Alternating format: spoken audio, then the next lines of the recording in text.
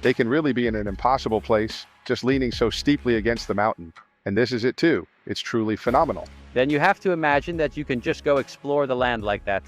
Yes, that would be a solution for me. Then I wouldn't have to say anymore. I'm the man with the red crutch, orange crutch, but I'm the man on the Kawasaki. With that silver mountain out.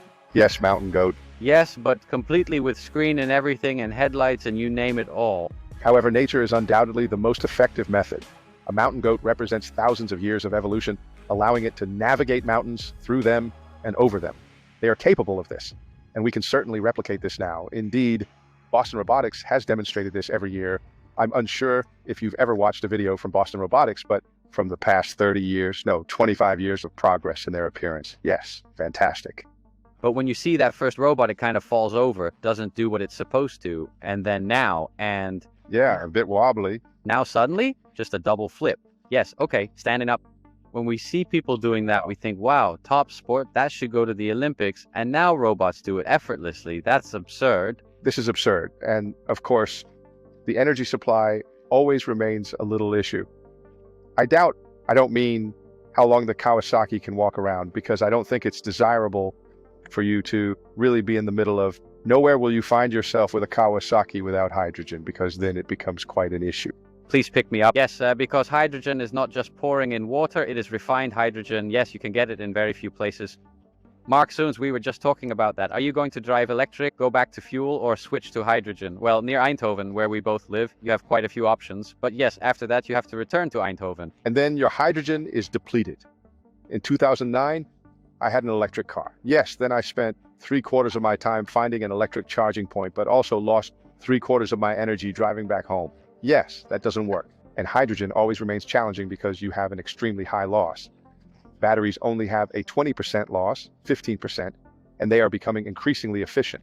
Hydrogen still has a 50% loss. However, you can of course store it and transport it easily in an intermediate manner. Transporting is also becoming easier, no longer under pressure, but with material. So then you just get the material in which you store it, a kind of fine mesh material, nanomaterials, but it remains an issue. It is 50% loss, and I'm involved through a venture capital company that I once helped set up, Contrarian Ventures, in energy tech. There is also an H2 Pro. An H2 Pro has a VTAC. We haven't really found another way to avoid losing it. And yes, they reach 42, 43%, but still it's more than half loss. So that remains an issue. And the whole story with natural gas, you can simply also pump hydrogen through the same pipes as natural gas.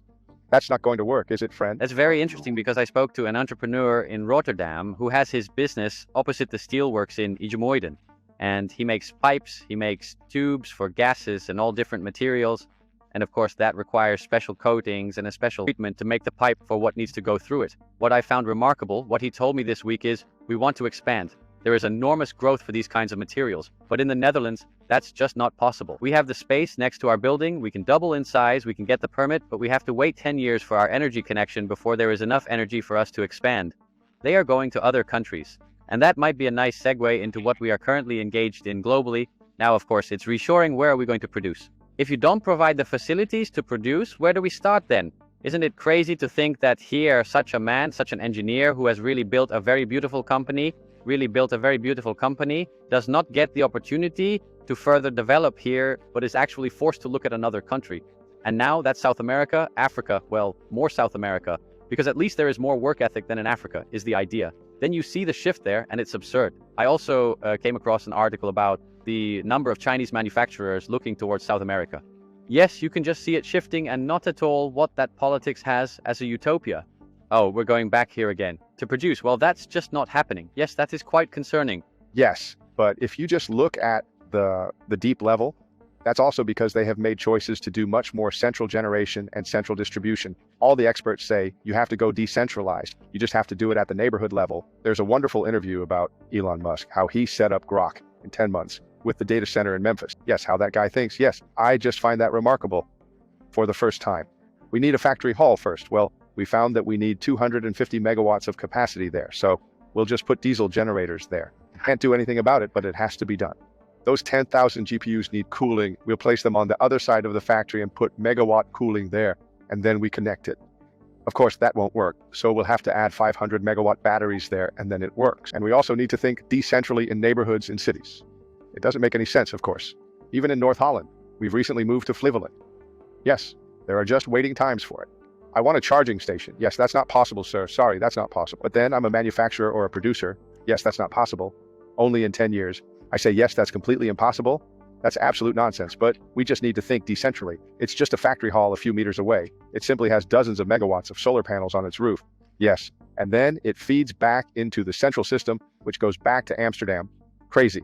Yes, but that's also absolute. It just has to be local. Yes. Absurd right now, but that's really a problem because feeding back isn't possible either because we simply don't have a grid for it.